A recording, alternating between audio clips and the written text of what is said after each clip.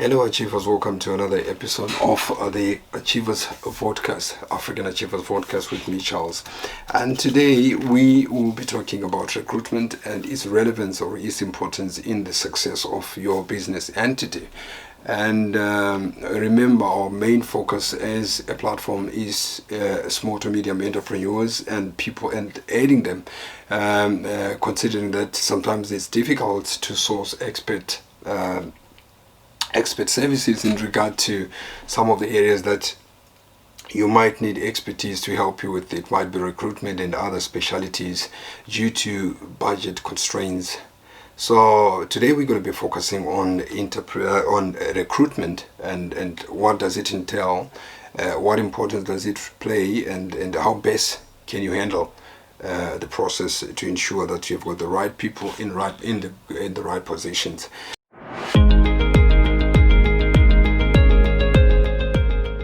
And what is recruitment? Let's start from there. Recruitment is the identification of a skills need within an organization, the scouting of the individual, or the headhunting for whoever that might be a perfect match to the requirements of the job, and going the process of verifying their skills and their abilities to fill that position, and ultimately hiring them, and how to sustain or to retain them, so that you don't have things like high labor turnover, whereby you're constantly recruiting and constantly training, which is a cost on its own. It costs you a lot of time, it costs you opportunities, and it costs you your reputation as an organization. And then be it in service or production, human beings plays an important role in production. They are the people who guide the process from the beginning up to the end, and in service they play even a big role, because they are the guys who are responsible to create an image to your client, to your customers. We're going to start off, we're going to go through the steps,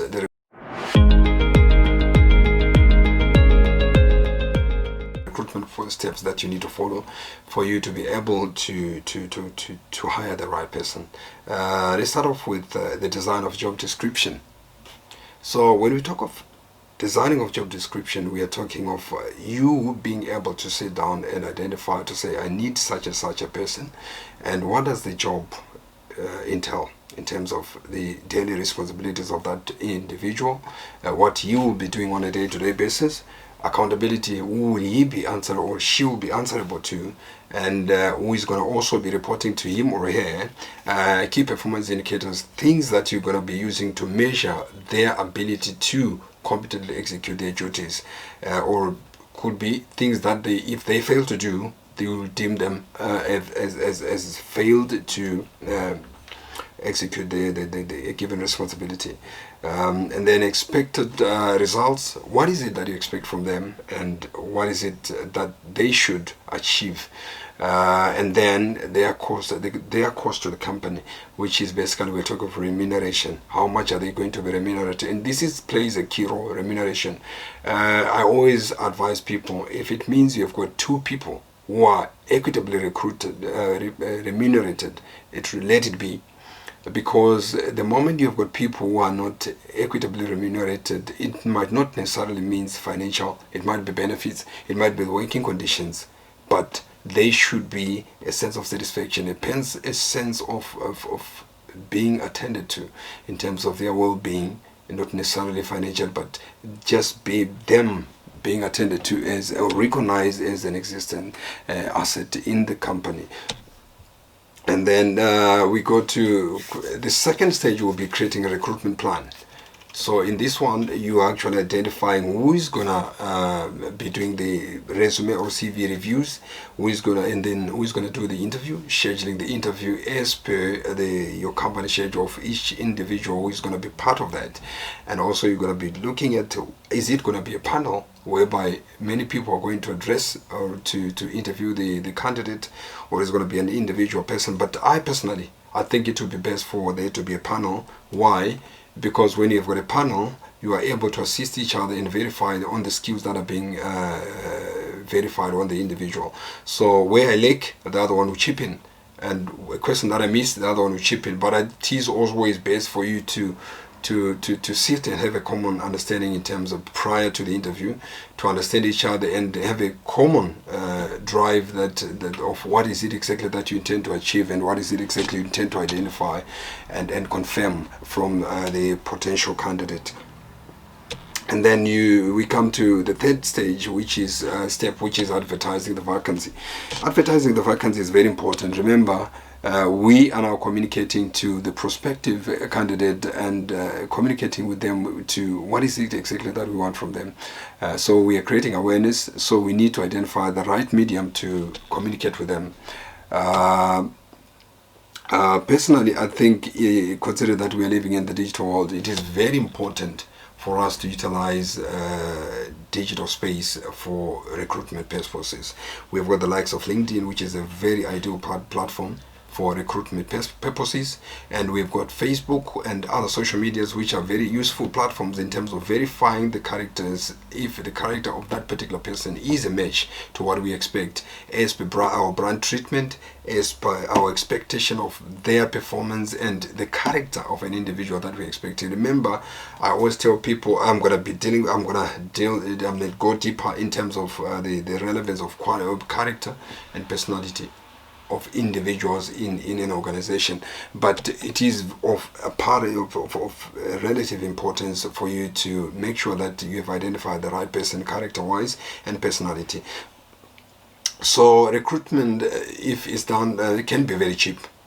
Like I said, if you choose to do it on using the below the line medium, which is social media, is the below the line. By below the line, we mean the kind of media that you've got total control of in terms of your ad.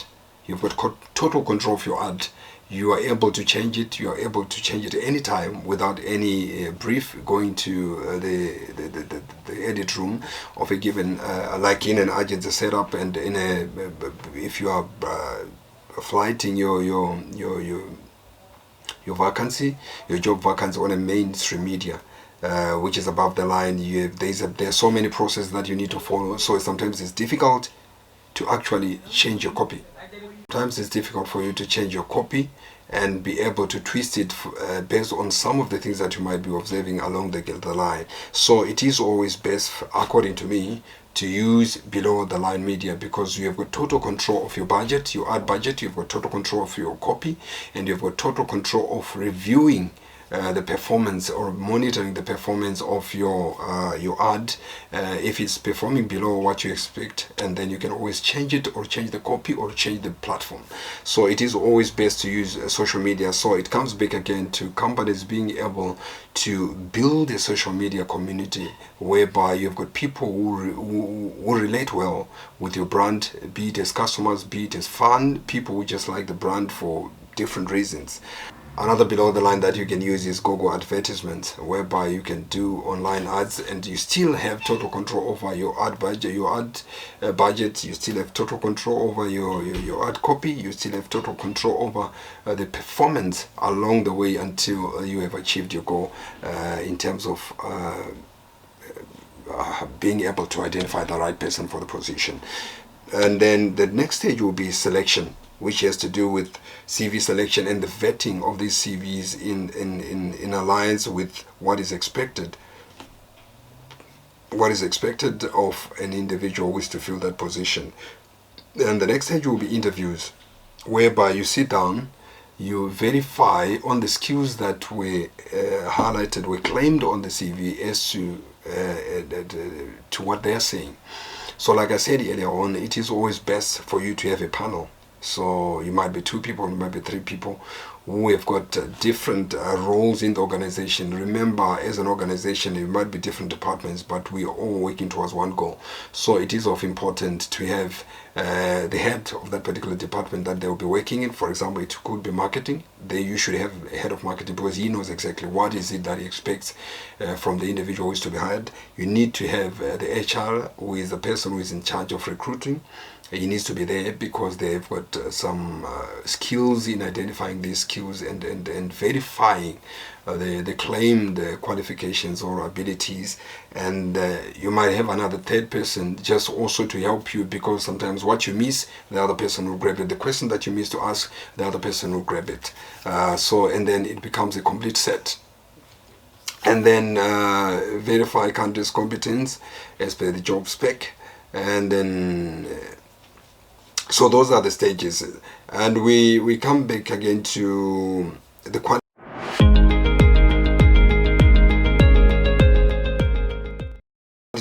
Let's look at the qualities. Qualification will include the qualities that you should be looking for in an employee, be it you are into production, be it you are into service. They are prerequisites that I personally feel they should be considered with sincerity.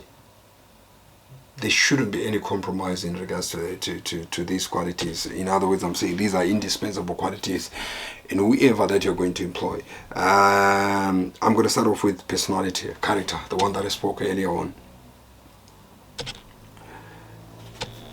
I believe highly qualified person with a terrible character is a liability to the organization. Yeah, that's what I believe, and I've got experience with it. Character plays a big role in any work environment. It plays an important role in the production process. It plays an important role in the team spirit. It plays an important role in the brand perception and the ability to deliver a satisfactory product or service. Why? Other reasons that we can talk about is we talked about team player. We talked about toxicity.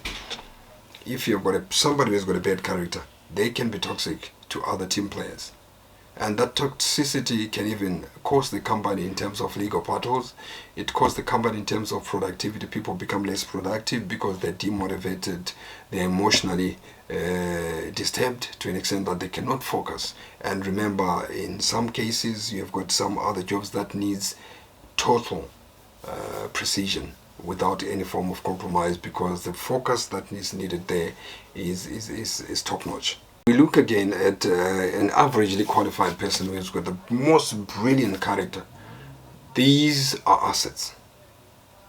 These people are easy to teach because they are people who are open to constructive criticism. These are people who can team play very well. These are people who are willing to learn. If you've got a good character, a character that is open to learning, a character that is friendly, a character that is there to embrace team playing and to embrace the corrections that comes along the way in pursuit of perfection, it makes a big difference. And these are people who are able to respect others, communicate with dignity, and the ability to understand and to listen very well is very important. They've got a sense of agency. They're highly productive because these are people who've got the ability to listen. They've got a sense of agency, and they are people who are willing to be a team player because they understand the power of collectivity. So these are very important. So to me, character plays a very important role, even to you guys when you recruit a small organizations. You need people who've got what it takes in terms of character. Not necessarily, sometimes some people are not really people who are born with it, but character also, if you're not born with it but you've got a good character, you are able to adjust and be taught and understand the lessons that you're being taught. You should also, a problem solver. Everything that we do in this life has to do with the ability to solve a problem. Even in life, for you to be a successful person, be able to solve a problem. Entrepreneurs, basically, my own definition of entrepreneurs is an entrepreneur is somebody who identifies a problem in a given society, solve it, and then commercialize it, sell it in exchange. So he identify a problem, solve the problem, and sell the solution. So having such an employee, not necessarily to the magnitude of being an entrepreneur, but people who are able to use their brains and be able to work independently without too much supervision, allows you as the superior to be able to focus on other things, to be able to have enough time to execute your responsibilities, which is mostly of coming up with strategies on how to improve and to grow the business. Unlike if it is somebody who cannot solve simple problems, it becomes an issue that you need to guard them at the expense of thinking or brainstorming about new ideas, meeting new connections to grow the business. So the ability for an individual to be a problem solver, that's a very important quality. People, you need to have people who can solve problems, as minor as they are, but they give you a chance to breathe, a chance to grow your business, to focus on things that are of more importance rather than supervision of adults. So it is of a great importance. And again, if the character is good, as much as they might not have it in the beginning, the ability to solve problems, but if the character is good, they will be able to learn and understand that problem solving can be done like this. So it's a matter of molding them into people who can be able to utilize their thinking. So it is an important quality. You also, communication is very important. Remember, instructions to execute a job is communication. For you to understand instructions is communication. You need to be a good listener. For you to express or to forward or to hand over a given task to the next person, you need to be somebody who is able to communicate. Not necessarily an excellent communicator or a professional communicator, but somebody who is able to express an idea or to express an instruction concisely and clearly, to the extent that your audience is able to understand you. So communication plays a very important role. So when you're recruiting, you need people who are able to communicate. It includes them being able to communicate a message, them being able to listen to an instruction, them being able to understand and ask if there is anything that they don't understand. You know, it's always important to us than to do the wrong thing. So, and it improves a lot of things. It avoids unnecessary mistakes. It avoids wastage. It avoids disappointment to the customer, endangering other people's lives, because, you know, in most cases, a mistake in production can cost a life. So it is important for you to have people who are able to communicate. If they are not able to communicate as being born with the quality, let them being people with a better character or personality, that they are able to be taught those skills and be able to understand them. And also there is a quality that many people tend to misunderstand, which is self-confidence.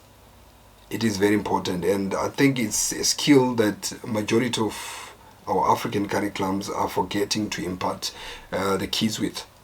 Self-confidence is a very important skill, because with it you can move mountains.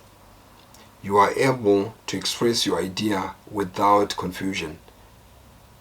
Self-confidence, you are able to communicate an idea without unnecessary panic that will lead you to either derailing from the actual idea that you wanted to express, and sometimes you are unable. Lack of self-confidence affect people to even ask questions whenever they are not sure of what they are doing or what they've been instructed to do, to an extent that they will end up doing the wrong thing. That's jeopardizing the brand image, jeopardizing lives through substandard services, or even in some cases things that will end up harming lives. So it is important for there to be a communicator to verify that the person is a good communicator and can, or alternatively can be taught to communicate and be able to grasp the idea. Honesty is a very indispensable quality, but many people tend to understand. I always emphasize it. If you listen to most of my videos, I always emphasize on honesty or trustworthiness. Do you know that, let's take, for example, you as an individual, whenever you do a business transaction or you buy for a family, it is important for you to trust the good, to trust the service provider, to trust anybody who is giving you something. It allows you to rest assured and to consume without any concern that you are having the right thing that won't harm you or that won't endanger your circumstances. So trustworthy is quite important. So in an organization, even when you're recruiting, it is important to have people who are trustworthy, people who are honest. Imagine you lie about something which is quite important now, probably along the production line or the service delivery chain. You lie about something, and then you think you've got it under control. It goes out there. It might have been a mistake in the recipe of a given product. It might have been the miss. I remember I used to work. Well, let me give this example. I used to work in the retail, fast food retail. A restaurant. For example, you would miss along the packing due to the pressure and the speed that is expected of you to deliver the products. You would miss some of the condiments, to pack some of the condiments in the paper, and it would happen coincidentally to a customer who is very fussy about good service. You miss a condiment, so instead of communicating, for example, this is a delivery order which was going to be delivered to a customer, and then along the packing you miss a condiment and you don't mention. You notice it, but the scooter is gone to delivery, and you notice it but you don't mention it. So when it comes as a customer complaint, it becomes a big issue, because customer complaints are not welcome in most of the organization. Nobody wants a customer complaint. Even you, when you're being served, you wouldn't want to be somebody who is found complaining. You would enjoy it more peacefully, to enjoy your money and be satisfied at the end of the day. So rather than you correcting the mistake and calling whoever is your immediate superior, or finding ways to communicate with the driver or the customer to say, sorry, we forgot to put condiments, but we'll make a plan to make sure that it comes to you. That on its own is very important. Or for example, you have missed an ingredient which is very important, or you have served a product. For example, you have made a product which had a specific instruction to say this person is allergic maybe to peanuts. You serve a product that has got peanuts by mistake, and you notice it probably along the way, but you just choose to not say it because you're afraid of some things or some repercussions. But the repercussions of you killing somebody through a mistake is more devastating than the repercussion of being talked to for correction purposes and avoid losing your life or endangering your life. So it is important to have people of honesty, people who value trustworthiness in an organization. So it should be part of your recruitment process to verify on those kind of things. And again, if they might not have it, or they might not have it taught to them before, if they have got a good character, still they can be taught and it can be done. And conscience. It is important to have people who have good conscience to do the right thing when they are not being watched. Don't do the right thing because you're being watched. Do the right thing because your conscience tells you this is wrong. So I think it comes as part of trustworthiness and honesty. And somebody who is the other quality that we can talk about is ability to adjust to change or be accommodative. Being accommodative is very important. Remember, we talked about team playing. Team playing is part of a process whereby you are involved with people of different cultures, different backgrounds. So you need to be accommodative and adjust to the new setup and be able to fit into the team. Otherwise, there can be a situation whereby your only choice to work with people who relate to your character specifications. So it is important along the process to also identify things like accommodativeness of an individual to ensure that we have a team that is compatible. Just note that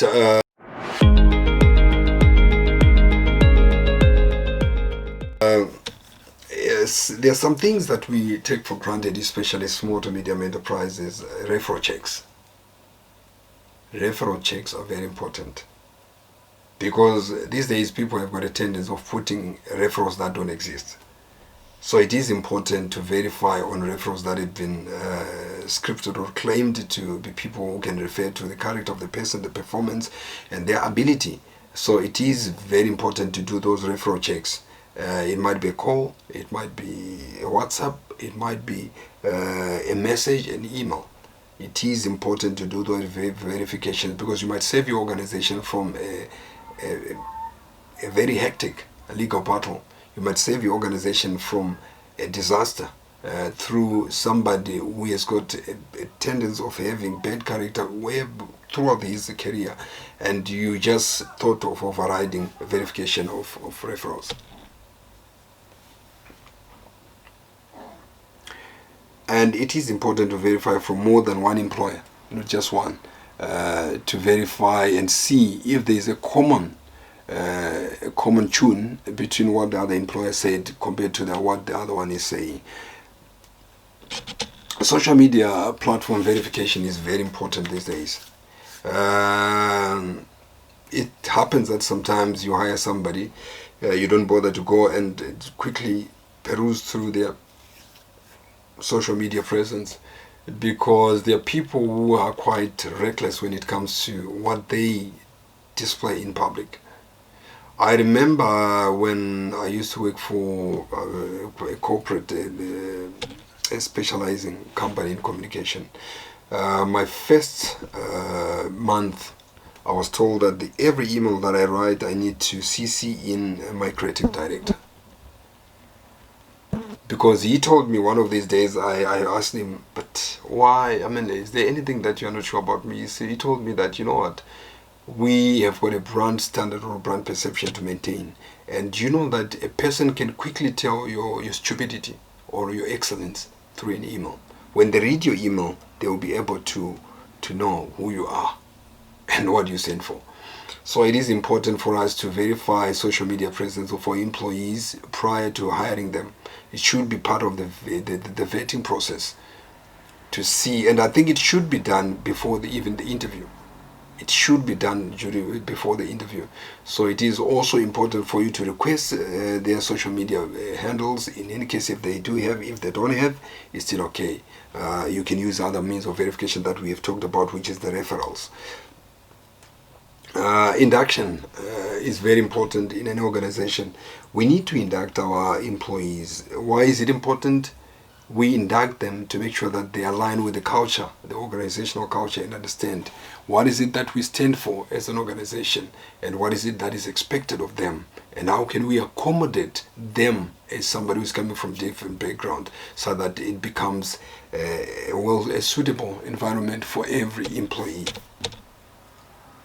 And when it comes to contract designing, it is very important for us to seek legal expert advice.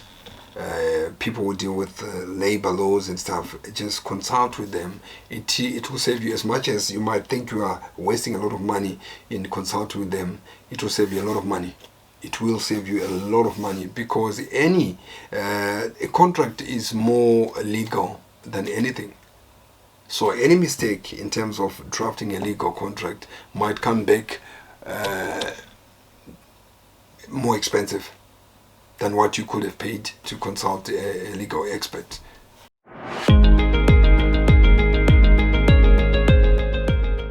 Employee recognition is very important. We need to recognize our employees whenever they do something good. Let's recognize. Recognition, only those ways to say thank you, this is brilliant, those ways go a long way. It means a lot, because it's part of what brings them satisfaction. It's part of what brings them the sense of being valued, and it means a lot to an individual. So it is important to have those little ways to say thank you. This is brilliant, this is good. Those small ways, they go a long way in terms of boosting people's morals, giving them a sense of satisfaction and a sense of recognition to say, these people, they appreciate my existence in this organization. Firm and constructive disciplinary action is very important, that whenever there is a misconduct in an organization, we discipline people in a uniform manner, It shouldn't be selective discipline whereby some people are being disciplined harshly, some are being disciplined lightly because of favoritism. It shouldn't be the case. That's why it is important to have a disciplinary policy in place, and it's always best to also work in consultation with labor law experts, people who understand the dynamics of how it works, the labor laws, and what kind of misconduct are there, and what punishment is deserved in that kind of circumstance. So it is important for us to have a firm and constructive disciplinary policy. And remember, whenever we discipline our employees, it should be in pursuit of correcting them, not to punish them. So it shouldn't be a punishment, but it should be a measure to correct their behavior, to ensure that next time they don't do that, or people who might want to do it will see that there is no benefit in this. Instead, there is bad behavior, something that is not good for anyone. So let's always make sure that we've got disciplinary policies that are in line with the law, and disciplinary policies that are not there to victimize individuals, but policies that equally punish people in a way, not punish as such, but equally correctively construct our employees from wrongdoing to good behavior within an organization. And strict reinforcement of policies.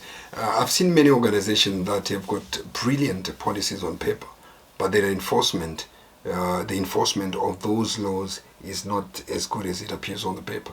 So it is always important for us as an organization. That's why I said earlier on, if you've got employees who are responsible employees, who have got the conscience to understand that you don't need to do a good thing when somebody's watching you or through enforcement, you need to do things by conscience, knowing that this is right, this is wrong. So if you've got that kind of employees within an organization as a team, you are able to focus on things like reinforcement and review of institutional, of policies that build up the organization, to an extent that you are able to review and engage with different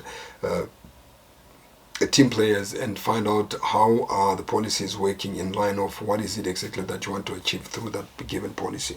Upskilling is always important. It acts as a motivation. It acts also as an aid to customer satisfaction, because the more we equip our employees with skills, the more we enable them to be able to deliver on the promise that we make to the customer. And creating promotional opportunities, and equally opening them to everyone based on merit. It's always important to have promotional opportunities handled on the basis of merit, not on the basis of nepotism and stuff. People, we do that, especially in small organizations. People have got a tendency of saying, I've got my niece and that. Okay, if it is your niece, let's make sure that your niece is qualified for the position, qualified in terms of their competence, qualified in terms of their character, qualified in every aspect of what it means to qualify to occupy a given position. So that's what we have today. So guys, whenever we are recruiting, we should know that we are playing a big role. Recruitment is like the foundation of an organization. If we mess up with recruitment, we've messed up the process. And some of the repercussions or the ripple effects of having messed up on recruitment might be high labor turnover, because you might find out that you are recruiting wrong people. High labor turnover will be a result, because people won't stay in a place. They will always be moving for different reasons, and it might end up costing you those people who are key to your processes, because they have been harassed by people that you recruited without thorough consideration of what is it exactly that you expect as per your brand treatment, as your organizational culture, as per your requirements of that given job. So it is important for us to make sure that the recruitment process is up to scratch, and everybody is the right person for the right position. So from me, Charles, I say thank you so much for your support, and looking forward to engaging with you in more episodes. And if there's anything that you think we might have missed, or some other things, that questions that you might have, please drop them in the comment section. Also, we can also find us on social media, which is Facebook, on Twitter, and currently that's where you find us. So from me and the guys at African Achievers Vodcast, thank you so much for your time, and Thank you for your support. Please subscribe, share, and like. Thank you so much.